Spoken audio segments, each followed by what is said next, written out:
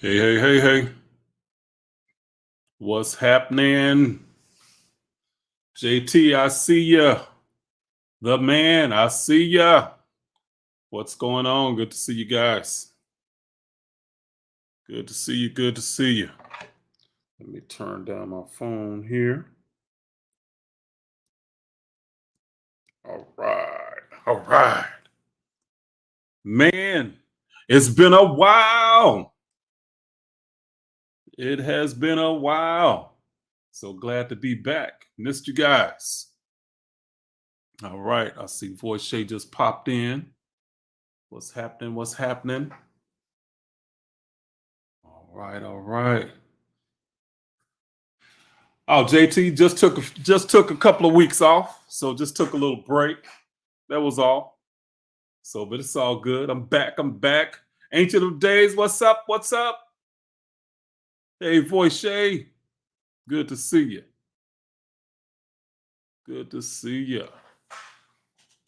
Yeah, just took a little break. That was all. So, been working hard on some stuff. Got a class that's gonna be coming up that I'm doing. So I've been really working hard on that. So, man. Dulce Maria, what's happening? Thank you. Thank you.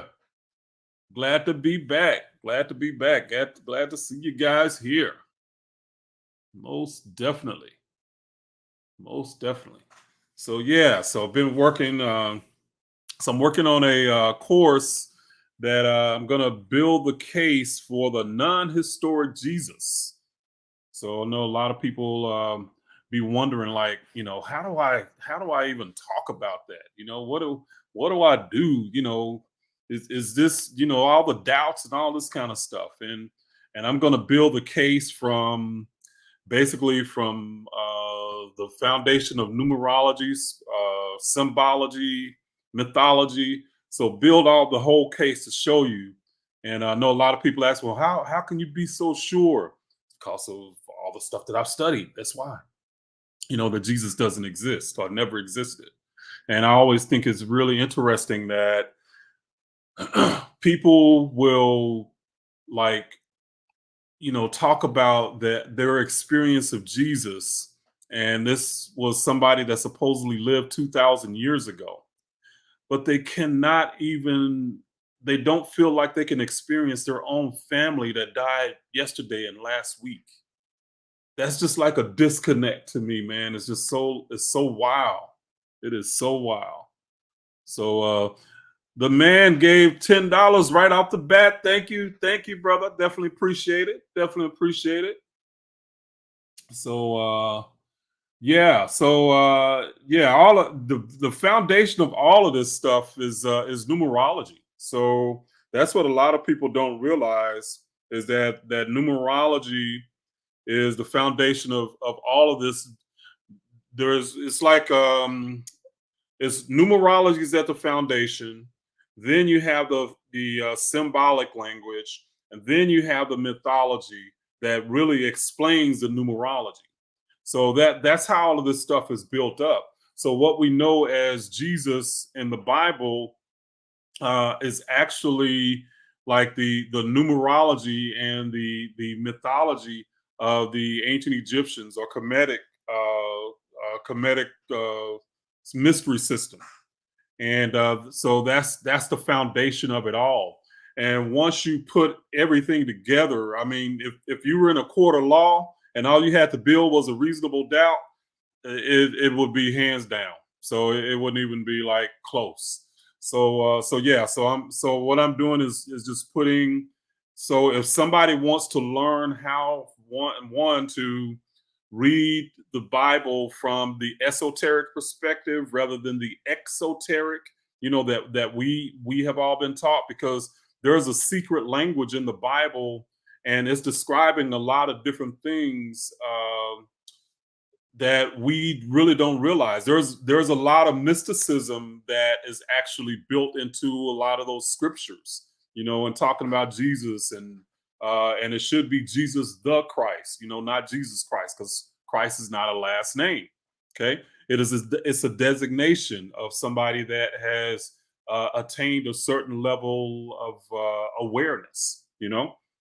So all of that stuff, I break down these scriptures esoterically and show you these scriptures esoterically. So it's a lot of stuff. So I've been working pretty hard on that and trying to get it all together. I guess I'm probably 90 to 95% done with putting it together. Then I got to record it and do all that stuff. So yeah. So, but I'm excited. I'm having fun doing it. So it's one of the things I really enjoy is putting together these ideas in a way that helps people to understand them better, and how to explain them and how to get them across in a way that's not confusing. So that's really fun for me to do. So, yeah. Most definitely, most definitely. All right, Rather Creators in the house. What's happening? Rather Creator, she is here. She is here. All right, all right. Shauna A. All right, good to see you. Good to see you. Insight to insight, what's happening? All right, B Gaines, what's up, family? What's up? Ivory is in the house. Well, I see all my family here. That always makes me feel good. See my family. Jason, what's up, man? Hadn't seen you in a while. Hadn't seen you in a while. So yeah, glad to have you. Glad. Oh my God, grandmother is here. She's here. She's here. That's that fellow Scorpion there. Bruce, what's happening? Bruce Breland, good to see you. Good to see you. Let's see. Yeah, Voice she does those numerology readings. Absolutely. Numerology, astrology, all that stuff. And that's the thing is like the there's two levels to a lot of this stuff, that there is there's a more ancient how can I say the more ancient mythology is built on earth science, essentially, earth science, nature, stuff like that. And then and they call that the lesser mysteries. And then the greater mysteries are, about the stars and astrology and astronomy and stuff like that. And a lot of people, they just, astrology has been around for thousands of years, and people don't recognize or know why it works. It just does. But it comes from the ancient African belief, and that everything that is outside of us is actually representative of what's in us. So what's outside of us is a symbol of what's within us. We are symbols of the creator, so all of it is different levels. So the reason why astrology works is because everything that's outside of us is connected to something that is within us. And Voice isn't like there are different like parts of the body that each sign and symbol represent or are connected to. Like Scorpio, I know we're connected to the genitals. Sex and stuff is almost a religion for us. But we're connected to the genital area. There's other signs that might be connected to like the what do you call it, the thigh, the stomach, the eyes, just stuff like that. So all of these things are connected, but it comes from the ancient idea of anthropocosmos, man as the universe, or mankind as the universe. Not that we reflect the universe. We are the universe in its highest form. Okay, we are on the earth plane. We are the highest representation of the creator on the earth plane. Okay, as human beings. So all of that works together. So when they did numerology, the numerology was not just for counting. It was actually them talking about how the universe functioned. So each number, like the number one, stood for oneness. The all-encompassing one. That was just inseparable. And then number two was when the one divided and could see itself reflected. Okay. So then number three is the active aspect of the creation, the first aspect that was active. Okay. So all of those numbers mean something, from 1 to 9, and then 0 is actually like the when you put the zero behind a number, it actually reaches to the next level. So like let's see. One of the things that I'll be talking about in the class is people talk about the missing years of Jesus. Between 12 and 30. Okay, and people have speculated. Wait a minute. I'm all of a sudden something just went.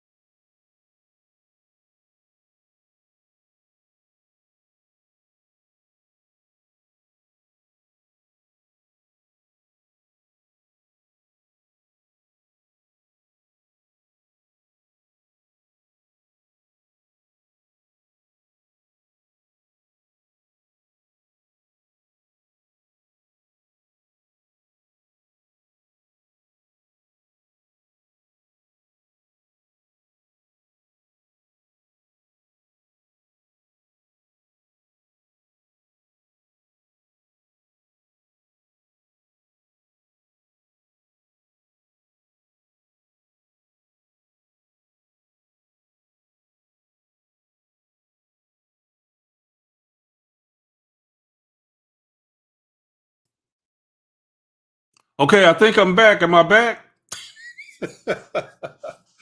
Oh, man, my computer just went like bloop, just out. So came out of nowhere. So let me know. Can y'all see me? Can y'all hear me? Am I here? Did I make it back? Okay, I'm back. Thank you. Thank you. The devil is busy, y'all. The devil is busy. Oh man. But anyway, as I was before I was so rudely interrupted. But yeah, so all of that stuff is based on is the foundation of all of it is based on numerology, on numbers. So the actual mythology like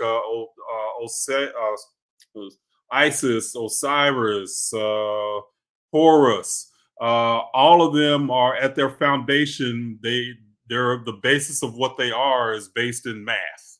Okay, so and most people have no clue, you know. So what that means. So ever heard of the Pythagorean theorem in school? They gave that credit to Pythagoras, the Greek mathematician, but actually he got it from ancient Egypt, And Osiris, Set, and not Osiris, Osiris, Isis, and Horus is actually the Pythagorean theorem, the a squared plus b squared equals c squared. But I don't get that deep into it, but it's kind of fun. It's kind of fun. Very interesting stuff. So what's up, Judy? Judy Smith Randall's in the house. What's up? What's up? So anyway, but yeah. So like I said, Voice Shay, she gets more into deeper into that astrology. So does some amazing astrology readings. If y'all hadn't had one from her, man, you got to get one done. I was one of her first customers. So but she did a great job. I mean, actually gave me stuff, told me stuff that really enlightened me about me, which I call a birth chart reading like the life cheat codes, especially if you're younger, you're under say 40 years old, man, getting a birth chart reading really is very enlightening, it's powerful stuff. But yeah. Let's see. Okay, so we got any questions? So I've been rambling, just talking. So we here, man. I'm glad to be back here with you guys. I missed y'all, man. Yeah. So it's but anyway, we got any questions? Any questions? Observations? So man, let's see. Let's see, where can we get one done? Let's see, at vovibes.com. So you can go to Jeremiah, the Let's see here. It says, where can we get one done? So that's vovibes.com. So you see the website here scrolling across the bottom of the screen. So that's where you can sign up for a birth chart reading from Voice Shake. So yeah, yeah, yeah.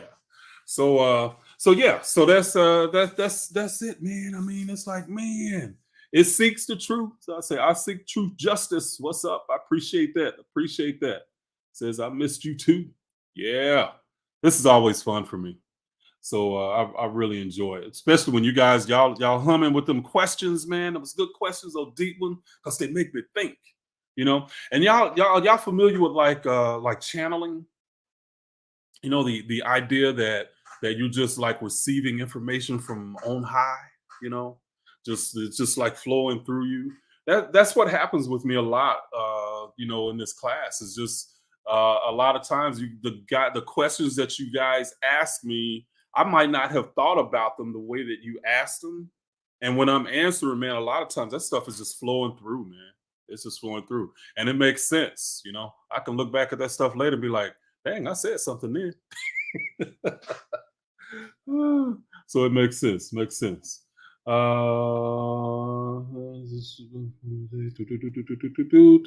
Liberty the Angel says, more like a statement. You went live at the perfect time. I just came back from a date. The guy kept talking about Jesus, and I finally realized how I looked years ago, brainwashed and felt bad for him. I ain't mad at you, Liberty the Angel. I ain't mad at you.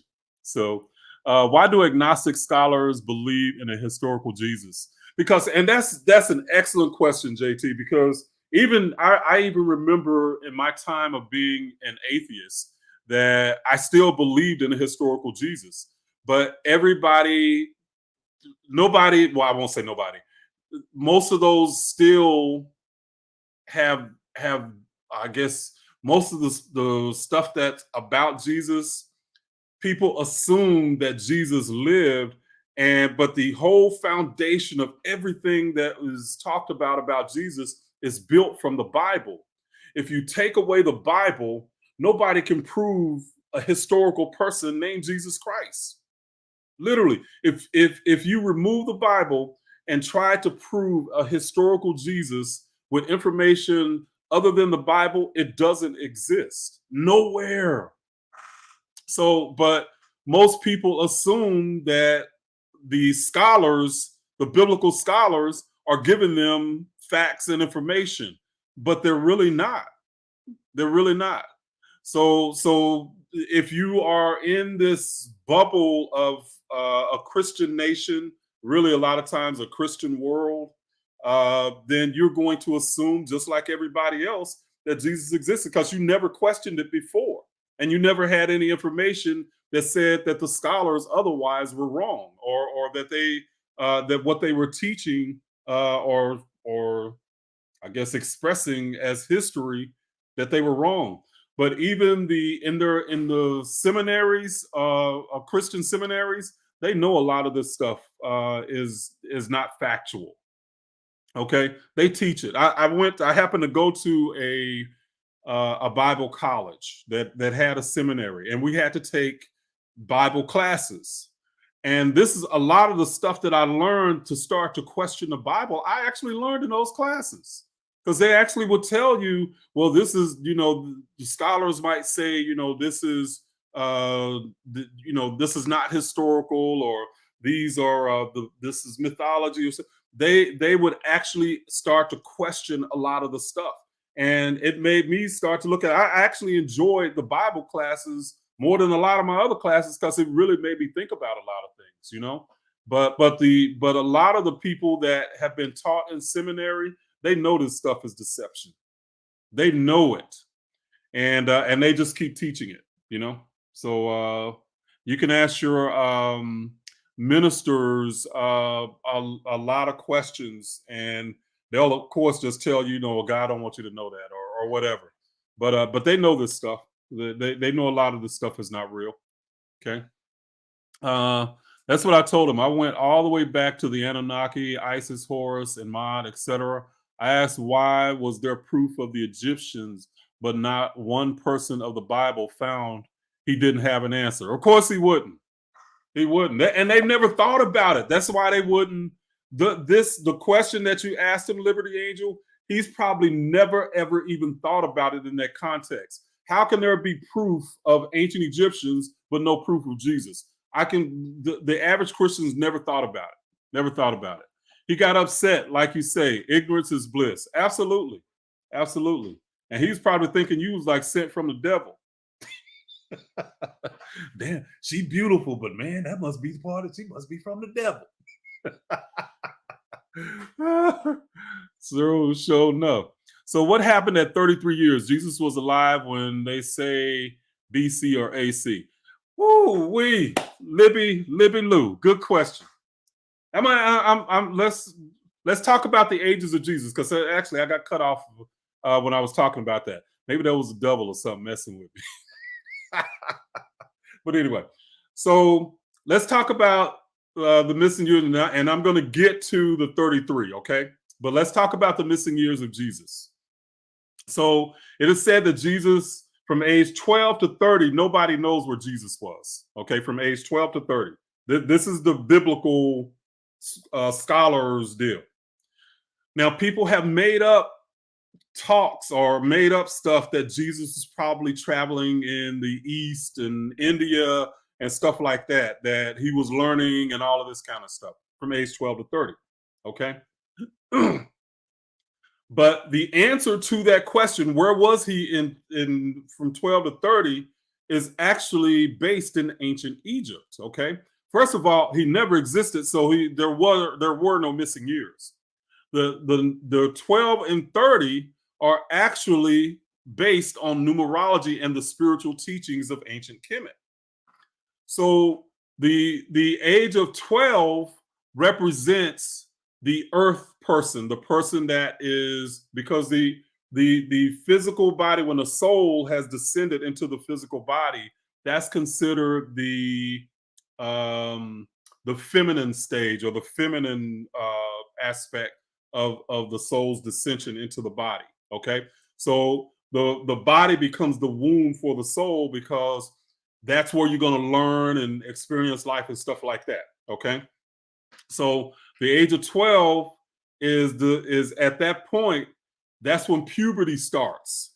Okay, for most boys, the voice starts changing and all this kind of stuff. That's when he leaves the earth mother. Okay, the physical aspect of who they are, or you start to elevate. And then at 30, they have reached their spiritual potential, I guess. Okay. Now, let's look at this numerologically. What's 1 plus 2? Anybody? Put me in the chat. What's 1 plus 2? Anybody? Add it up. Come on now. I know y'all got to be quicker than that. 1 plus 2, what is it? Add it up and tell me what the number is. This is numerology. 3. Thank you, Ivory. Thank you. Good God. Y'all took a long time. So number 2. So 1 plus 2 is 3. Okay. All right. Now let's pay attention to this. In ancient Kemet, when you add a 0 to one of the first 9 digits, it means that it's an elevated state. Okay. So 1 plus 2 is 3. That's the Jesus, or the Christ, whatever you want to call it, that is just leaving the earth mother. But now you got 3 plus 0 is 30. That 3 has now elevated at 30. Okay. So that's what the missing years are. If you've ever seen the statue of Horus that has the one little braid hanging down to the side, that's the young Horus. Then you got the old Horus, which is a 30-year-old Horus, and that's the elevated spiritual Horus. Okay. Now, if you take this to astrology, okay, the sun, SUN, enters a house at 30 degrees. 30. Connected. Okay. Now we're going to astrology here. The sun exits each house at 33 degrees. Coincidence? The death of Jesus was supposedly at 33 years. Well, the sun dies in one house, but is reborn in another one at 30 degrees. Okay. So if you take a whole circle, how many degrees? 12 times 30 is what? Somebody hit me real quick. What's 12 times 30? Or the whole degree of a circle? Somebody. Okay. It's 360. It's 360. So 360 degrees, 12 times 30. Okay. So each house, the sun enters at 30 degrees around the whole circle. Okay. But it leaves each house at 33 degrees. That's the death. The son is born, or the spiritual son is born, and then it dies at 30. Okay. The virgin birth. Okay. Again, I had said earlier about when the soul, and this is from the perspective of the soul descending into the physical body, and the soul is in its feminine phase. Okay. The soul, and that just means that energy or the soul has encapsulated itself, or matter is now encapsulated into the soul. Matter and mother, if you look it up, matter and mother are etymologically linked. Matter, mother. So when the father impregnates the mother, or actually the son impregnates the mother, that's what the virgin birth is. The soul has descended into the physical body. Okay. Guess what? The physical body. There's two liquids in the physical body that we know of. Okay. Well, actually, there's one, and then there's mixed up. So there's the red blood, and then there's water. The ancients knew that we had red blood and we had water. The body was 70% water. When a soul descended into the physical body, it was crossing the Red Sea. Okay. When the soul entered the physical body, it was also baptized. That was baptism originally. So Jesus, this new soul, was being baptized when it descended into the physical body. Bam! Okay. So all of this stuff. But I'm putting together my course, and I'm going to be talking about, I'm going to be building the case step by step for you guys, to help you guys to be able to talk about this stuff intelligently, to understand the esoteric language, and all of that. Okay. Because there's, like I said, there's a hidden code within the Bible that most people have no idea even exists, So there's a whole new language. So yeah.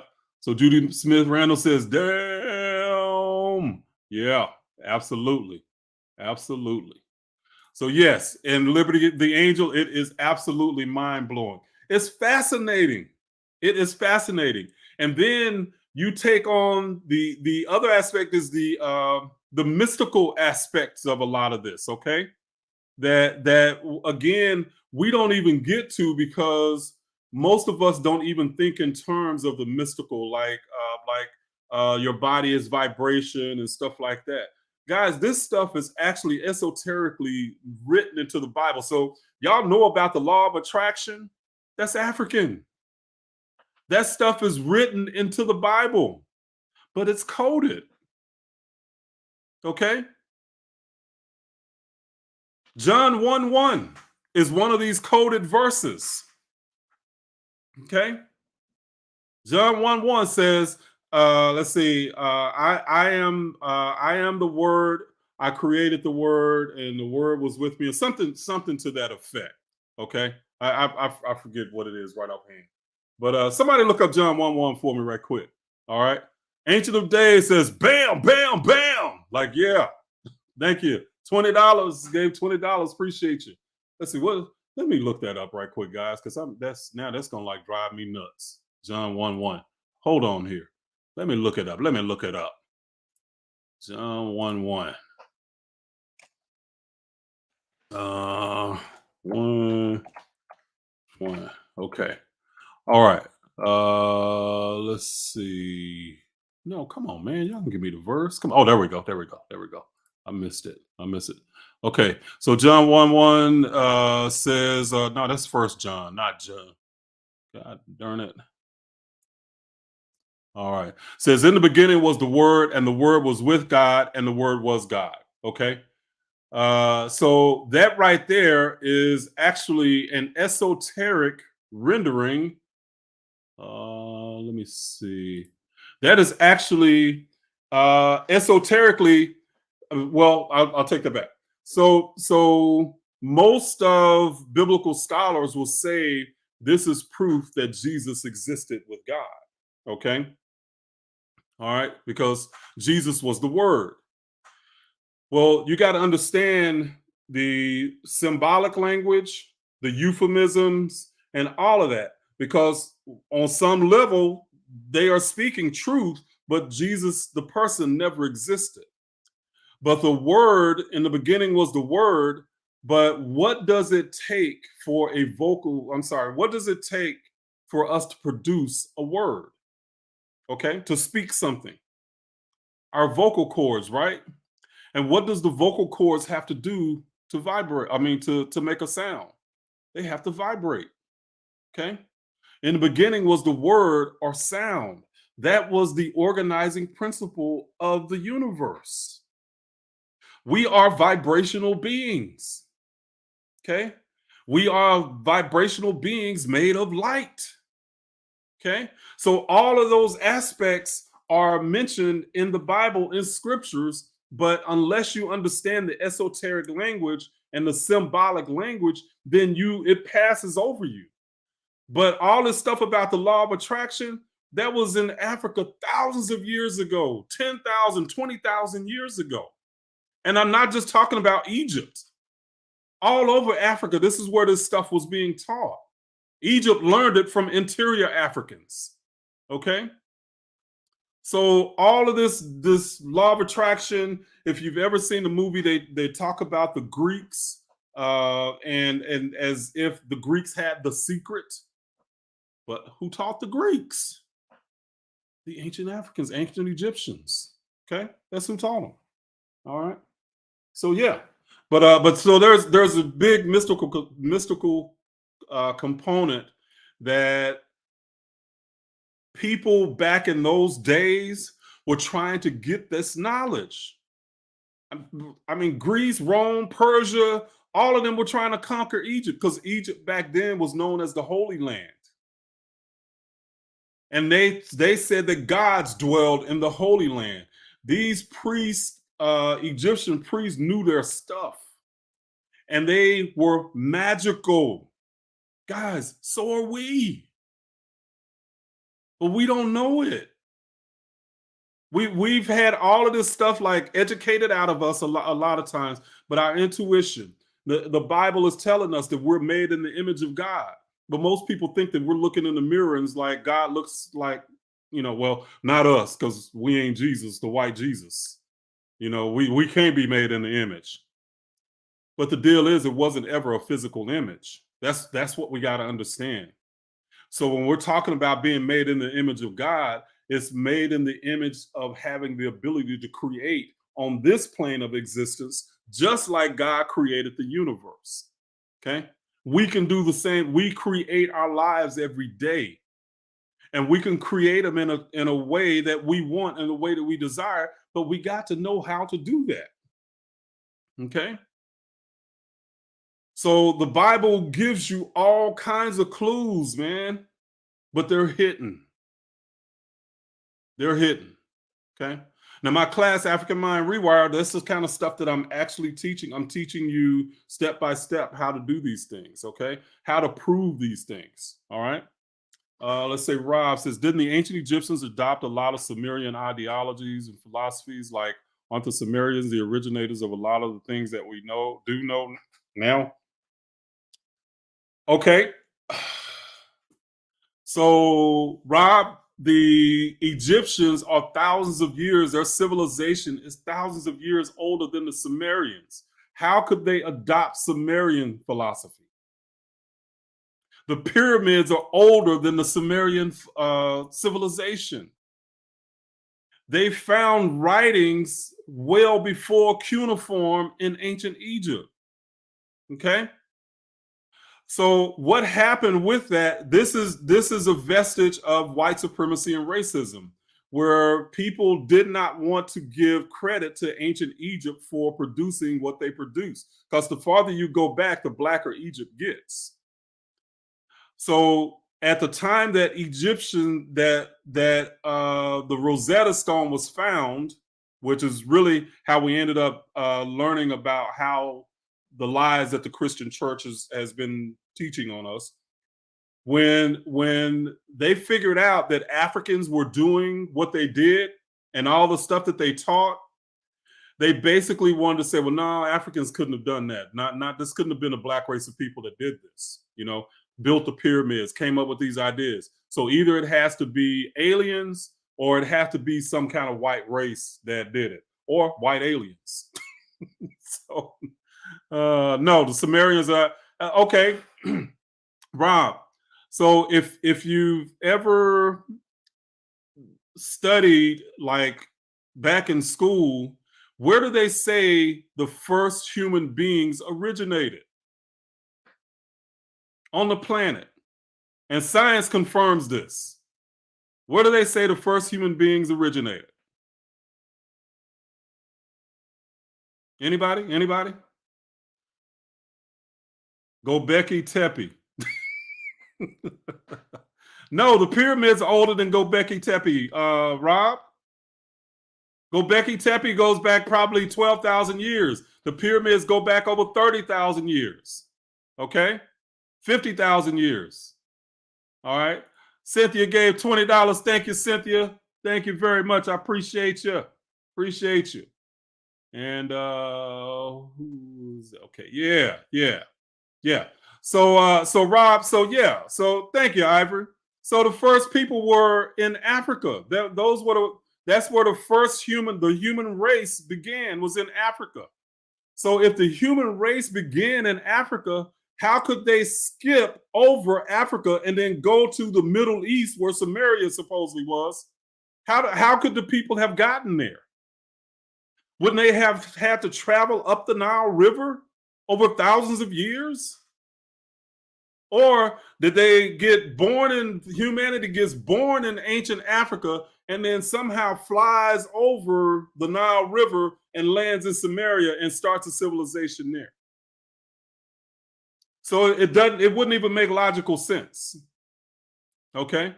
So no, Samaria is not older than than Africa's and the civilizations in Africa. They're just not. Okay. That's bullshit. White supremacist bullshit. No, it's all cool, Rob. I appreciate the questions. I appreciate the questions, man. So it's all good. But this stuff here, if you want to look that up, Rob, go to there's a gentleman that showed that the pyramids were like probably 30,000 years old or more. His name was Robert. God, now I can't remember his name. Robert Schoch. Robert Schoch. Okay. He did a study back in the 90s, I think it was. Robert Schoch, that's Schock, I think it is. But he did a study on the age of the pyramids. And he showed that those pyramids, they have to be at least 30,000 years old, and maybe as much as 50,000 years old. Okay. So Robert Schoch, check that out. Okay. So when I talk about this stuff, I'm not just pulling it out my behind and just saying stuff. I can prove it.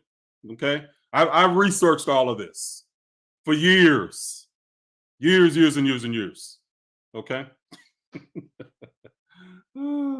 Every spiritual system on the planet has been influenced by ancient Africans. Every spiritual system. They can trace it back. You can start to trace back etymologically a lot of the names and words, like in Hinduism, Atman, Atun, Buddha, Buddha, Pita. Okay, all of these names, they have vestiges that connect them back to Africa. Every single one of the spiritual systems in the world. Okay. All right, Bruce gave $50. Thank you, Bruce. Bruce came up big, man. What's up? I appreciate you. Appreciate you. So, Reg, about the what's the significance of the cobra, the mamba, aka the serpent, in ancient Kemetic times? So, sorry, nobody. This is the thing. So, first of all, the cobra and the snakes were all about wisdom. Okay, so all about wisdom and the cycle. The snake can basically eat his tail, or not eat his tail, but if you see them symbolic, a lot of times they're in a circle, but meaning a cycle that knowledge and wisdom is cyclical. So the serpents in ancient Egypt were recognized as something as symbolically as giving wisdom. Now that's just one interpretation. And I need you to understand that when we're talking about this, the ancient African symbolic language, we want to interpret these ideas, but the ideas are built in a way that the symbolic language also accepts implied meanings. Okay. So for instance, like if in the hieroglyphs, you might see a foot. Okay. Well, I won't say nobody. Most of us have 2 feet. If you see one foot, the implication is that there's another foot. Okay. So it's implied symbolically. And the ancient Africans accepted the implied knowledge that came from these symbols as well. So the more that you know about a particular symbol, the deeper that you can go into the spiritual knowledge, into the mystical knowledge. Okay. So yeah, so the snake represented, the cobra represented knowledge. That's where Christianity flipped it and made the snake because of Adam and Eve. And get this. So with the story of Adam and Eve, because it vilified women, but in reality, esoterically, it was giving us some other knowledge about our own consciousness as human beings. So if you know about, and most people don't understand what the divine feminine actually represents. They think it's about women. But in the Bible, these ideas are about us as human beings, whether we be men or women. So Eve as the divine feminine represents our inner world, our imagination, our thoughts, our beliefs, it is the womb for our inner world. That's what the divine feminine means. But as a man, I have an imagination, I have thoughts, I have beliefs, I'm no different in that sense than a woman is. So we both have this. So it's universal. All right. So when Eve, so Eve is the receptive principle, okay? The receptive principle, and Adam was the active principle, or the ego mind. Okay.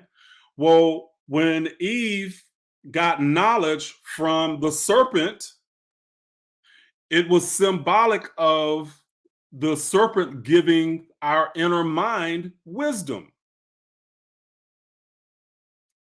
The Eve fed the fruit of wisdom, intuition, knowledge to Adam. So Eve was actually giving Adam the intuition and knowledge that came from within. That's what that was supposed to mean. Okay. That's the esoteric rendition of it, of this idea. And Christianity totally flipped it, made the snake the bad guy, and Eve made Eve, the woman, the downfall of mankind. But they did all of that because they needed a way to say that we needed a savior. Without that story, without that bullshit, we wouldn't need a savior that they invented. Okay. So again, you got to understand this knowledge from an esoteric level, and that's I'm going to be teaching that in my course. Okay. Let's see. All right, all right. Thank you. Good question. Sorry, nobody. Good question. Appreciate that. Appreciate that. All right. So okay. All right. Any more questions? Any more questions? Y'all got some good ones going tonight. Got some good ones going tonight. So everyone and everything originated from Africa. Why do we have different cultures and different traditions? So well, just think about it, Shauna. It just everybody, when people spread out and move away from each other, they start doing things different. They think about doing things a different way. So that's it. It's just people are going to create things from their own place of being, and different cultures that are not in contact with each other, they're going to do things differently in a different way. So it's just a natural progression of people expanding, consciousness really expanding. It's just a natural progression. So big question. Love it, love it, love it, love it. Uh, mm, let's see. Liberty Angel says, I believe that melanated people created the Anunnaki, the Isosaurs, etc., and white were made by aliens.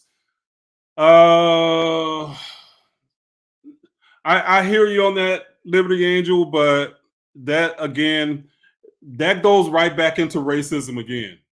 So did white people come later on the earth than black people? Absolutely. And science says that white people did not exist on the earth. The lighter skin did not exist on the earth until about 6 to 8 thousand years ago. Okay, black people have been around for 100,000 years. Okay, so the Anunnaki, I think, to me, that's another mythological story that we want to take as history. Uh, and definitely Isis and Horus are mythological stories. So, but their foundation of what they are is mythological, not history. And the Anunnaki is not either. Let's see. So to me, it's like a lot of times, see, white supremacy and racism has definitely had an effect on us. It's a disease, absolutely, positively. It's a sickness, no doubt. Okay, but what we do, but it ends up making us sick too, as a people. And we talk about melanated people, it ends up making us sick because we end up wanting to actually become what we hate or what we don't like. They were racist against us, so I'm going to be racist against them. Hate cannot conquer hate. It just doesn't work that way. So we got to find something different. We got to vibrate higher. We got to come to a higher level. You know, I'm not talking about all the turn the other cheek and all that kind of bullshit. You hit me, I'm hitting back. Plain and simple. But I'm saying as a people, as a human race, we got to rise, and we got to rise above it. Above the bullshit. Okay. Let's see. Let's see. Not A. Going back to the Bible classes you took, the things you learned that were not factual. Is that the reason most ministers say don't question the Bible when they're questioned? Now, I can't answer for them why they would say that. A lot of times they just don't know the answer. So they say that don't question. At least that was my experience when I was young. When I asked some kind of question, and I asked a lot of them, and they said that's something God don't want you to know, or you don't question God. I was thinking to myself, I didn't question God, I just questioned you. But I can't speculate and know what all the other ministers are thinking on that question, not Nat A. So I don't know. It could be, that's a possibility. I mean, that's as good a reason as any. But a lot of times you got to understand too, these guys' whole livelihood is preaching. And if you don't know how to do anything else, guess what you're going to do? You're going to preach the message that's going to feed you and your family.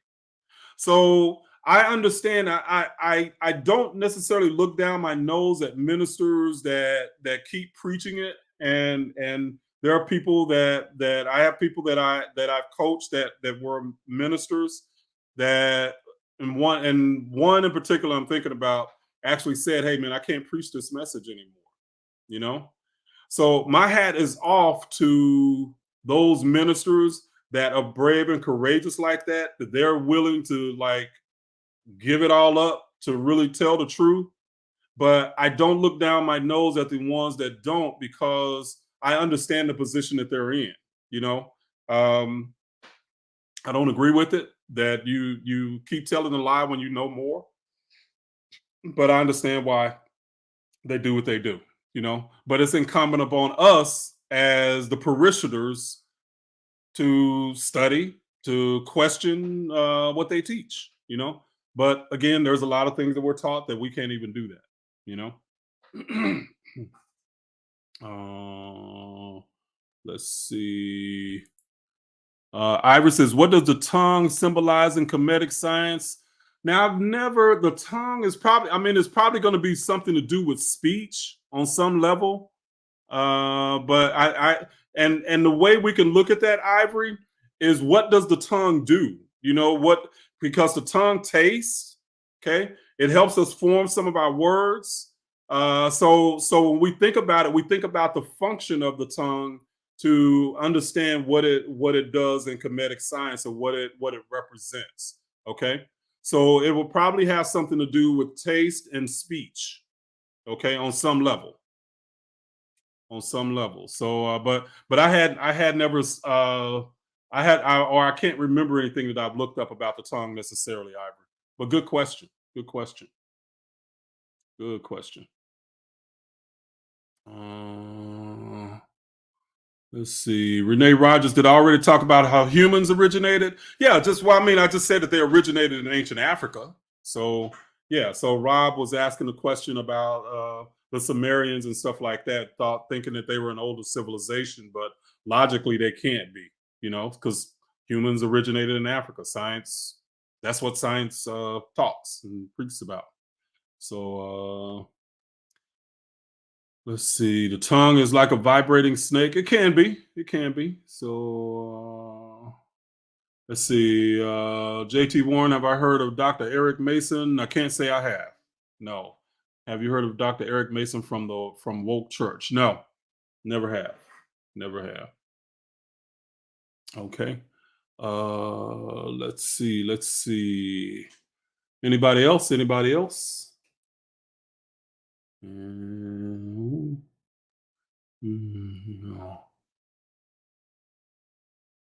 Let's see. Ivor says, thinking of the esoteric meaning of Proverbs 18, verse 21, maybe it's related to sound and vibration. I'm not familiar with the Proverbs, so I don't know the Bible like that. So you might have to put that scripture up, Ivor, and let's see. Let's look at it. Uh, mm, let's see. Have you ever looked at African spirituality with new studies about human design? No, actually, I just Voice Shade just talked about that in our Zoom meeting Saturday, and so that's not something that I've heard about. So, uh, so human design. See, she mentioned that. It sounded really interesting. Sounded really, but I mean, astrology and all that stuff gets you to the same point, you know. Let's see. Have you ever read Flash of the Spirit? Nope, I have not. Not familiar with that.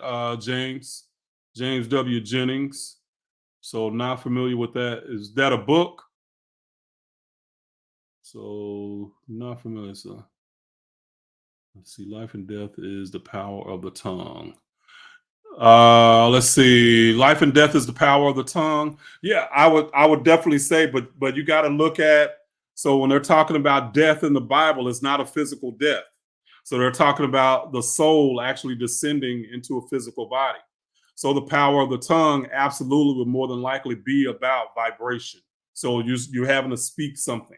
So life and death is the power of the tongue. So I would think definitely that has something to do with vibration and how the soul incarnates into a physical body or not. Okay, so yeah.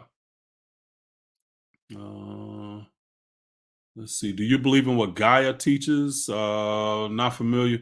So I don't not familiar with what Gaia teaches. Are you talking about like the TV app that has a lot of different shows? So I don't believe in one thing or one blanket thing, if that's what you're asking. So no, let's see. Mm, let's see. Yep. Do you believe pets love their owners? Yeah, I guess. I don't know. I, I'm. I mean, I've seen it. Dogs and cats, and you know, yeah. I guess it's they know how to express that emotion on some level. I guess, yeah. So that's an interesting question. Let's see. Let's see. Let's see. Please talk about how we can increase mental power to effectively apply the law of mentalism. Uh, Says imagination that will get into a lot of deep teaching, and so I mean that's something that again the law of mentalism and stuff like that is based on the idea that we are creators of our reality, and the idea that we have the ability through our thoughts to create our world, which we do anyway. We do that on a subconscious level anyway, you know. So yeah, I mean there's a lot that goes into that, a lot that goes into that. Okay, but good question, good question. Um, mm, let's see. James White says, "What books would you recommend for today's current condition?" You got to tell me what you see as the current condition, because I see life as being better and better, gooderer and gooderer. People are waking up, and I love it. So that's the condition that I see. That's what I focus on. Uh, See, Nat says my dog acts like I gave birth to him. I guess that's possible. That's possible. Um, let's see here. All right. Okay. Any more questions, guys? We got any more questions? Uh, let's see. JT Warren, you want me to go into some deep stuff, man? No, well, see, this is the thing. Is I'll say this with that says I know you don't believe in evolution, which no, I really don't. Because consciousness creates. We don't necessarily evolve. I think consciousness actually creates whatever it needs to adapt. That's what happens. Because if we evolved, like Darwin's theory of evolution is that we evolved from apes. Well, if we evolved from apes, why are apes still here? I mean, if we evolved from them, wouldn't they disappear? Wouldn't they no longer exist because we became, they were what we became? But yet, all kinds of apes are still here. So that right there just doesn't make sense to me. Okay. So, but consciousness creates. So, man, yeah, absolutely. So, good question. Good question. Uh, uh, Do I believe in end times? No, that stuff is biblical taken out of context. No, there's not going to be an end times. They've had them in Jocelyn C. Recognize that the end times has been happening since early Bible days, from us based on some scriptures in the Bible that Jesus was supposedly going to be till with us till the end of time. Okay. Or and they said something about the generations, which would have been about 40 years. That was 40 years after supposedly Jesus, that there was supposed to be an end times. It hadn't happened. Every turn of the century, people are going like, "Oh, it's the turn of the century. The world is about to end." 1800s, 1900s, 2000s. I don't know if a lot of y'all are around the 2000s. Man, we thought the sky was getting ready to drop out. Everybody was talking about, oh, the end times. There's not going to be an end times. Not going to happen. Not going to happen. They're making that stuff up. And Christians will use whatever they can to frighten you into becoming a Christian. So, like turning your computer off in the middle of your live. No, I'm tripping. I'm tripping. Oh, yeah. But anyway. Uh, let's see. Sorry, nobody said I can't phrase the question. All right, it's all good. It's all good. It's all good. Yeah, Renee, Y2K. Man, everybody, oh, Y2K bug. The computers are gonna glitch, planes are gonna fall out the sky, and oh my god, people were going crazy. Going crazy. I was partying like it was 1999. No, I wasn't. But anyway. Let's see. Let's see. Money says, "Hi, Reginald. Love your course. Told a friend, and now she is enrolled. Thank you very much." All right. Thank you, Money. I definitely appreciate that. Definitely appreciate hearing that. Glad you're enjoying the class. Most definitely. Most definitely. Let's see. RK Toby, have you read God Man, The Word Made Flesh by George C. Carey? No, I have not. I have not. Let's see here. Yeah. Y'all just keep posting because guys, things are going so fast. I can't see them. See all those questions. So just post them a couple of times. So Voice will catch them and she'll post them up here. So most definitely. Let's see here. Okay, so let's see. SJ3 says, "What about the end of an age? Is that accurate?" So the end of an age, we're talking about the astrological age. So Jesus says, "I will be with you until the end of the age." That was the original translation. Until the end of the aeon or something like that was the original would translate into age. It just meant an astrological age. So moving from the Piscean age into the Aquarian age. Jesus is going to be with you until the end of the age, and then he's going to be born again. Okay. All that stuff is, again, is just esoteric, man. Esoteric language. Yep. Pisces to Aquarius. So there's been an end of the age. Every 2,500 years, there's been a new age. Every 2,500 years. A lot of that stuff is biblically mentioned. The idea of the bull and Moses with the bull and the Tarian age and all this stuff is a lot of that is astrological that they're talking about. Okay. A lot of it is also the science of the soul. So the bull and the one of the symbols for Osiris was Apis the bull. Okay, meaning the power of the power of the Ka and its ability to create. If y'all recognize, Osiris has his hands free. Okay, and if you recognize the symbolism, Osiris is the Ka. Okay, Osiris and Apis. Okay, Osiris is the soul that is within us or that we are within. Okay, and then Apis is the power, or second, the power to create. All right, that later became Osiris. Okay, which later became Serapis. Look up Serapis, and you will see the bishops of Serapis, or the bishops of Christ, which existed hundreds of years before Jesus ever came into existence, supposedly. Okay, look this stuff up, guys. Look it up. Do you believe in extraterrestrials? Yes, I do. I think it just by pure statistical analysis, we got billions of stars. How many of those billions of stars have planets circling around it?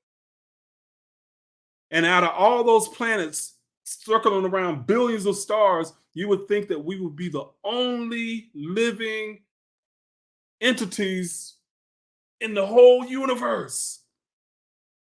That doesn't even like make logical sense to me that we could think that way. Okay. Not to mention extraterrestrials that are not even physical. What you talking about, Reg? There are other dimensions that are not physical. And we visit those dimensions when we're sleeping. Yas. Ah, let's see. How long does the age of Aquarius last? The ages, the astrological ages, every 2,500 years. So it's called a great year. Called a great year. So every 2,500 years. And the ancient Africans and Cometians were very well aware of that 2,500-year cycle. Okay. What about the blood moon and the global warming being signs of the end of times? I just said there's no end of times, JT. I don't know how many times. They bullshitting you, man.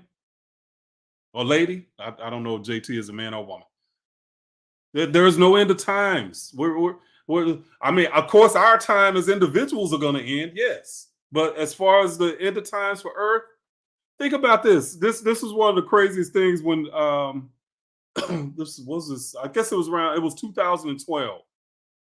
They were saying that the world is going to end at midnight. Okay, midnight Pacific time or midnight Eastern time. Australian time or African time? What? When? I'm like, do we need to set our watches and make sure? No, it's just going to end at midnight. Midnight when? So it was like, it's crazy. What time is like fluid?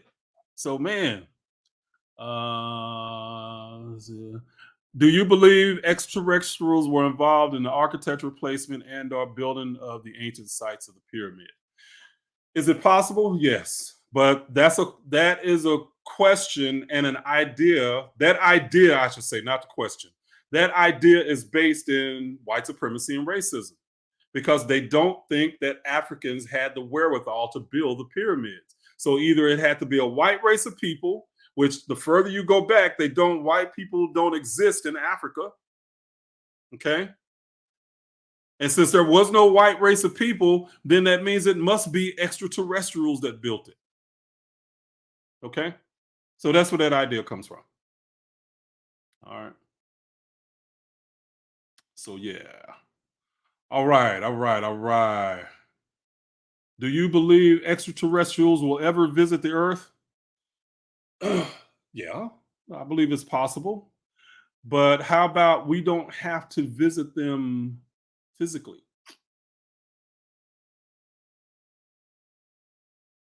How about we can connect to anything in the universe from within? We can connect to extraterrestrials. I won't even call them extraterrestrials. We can connect to other beings that are not even in our dimension. We only think in terms because we are self-centered in a way of thinking about human beings as the most elevated or the most, I don't know, advanced beings or whatever. But there are parts of us that are not physical, that are not earthbound, parts of our soul that are not earthbound. So we can connect to anything from within. So we don't have to get in a spaceship to travel somewhere. Our consciousness can travel. That's where we have to expand consciously and knowledge wise to understand we are a lot more than just this physical body. I always hear people focus and concentrate on being melanated and stuff like that. We're more than this. Yes, I'm a black man living in the United States, proud to be who I am, but that's not all that I am. Okay. So yeah. All right. All right, guys. Looks like it's about that time. So all of you guys that gave tonight, I want to say thank you. I know there was a couple of givers. Let me see. Let me recognize those. So Renee Rogers and Ramonica gave last week. I want to thank y'all for what y'all gave, and everybody that gave tonight. Thank you again.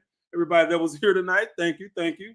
So until we meet again, which will be next week, we'll do it again. We'll do it again. So glad you guys came back. Glad to see you. Thank you for all your great questions, and I definitely appreciate you. Ryla Creator, thank you for being here, sister. You're always consistent. I thank you so much. And of course, my daughter, thank you, my daughter. I appreciate you. Appreciate you. All right.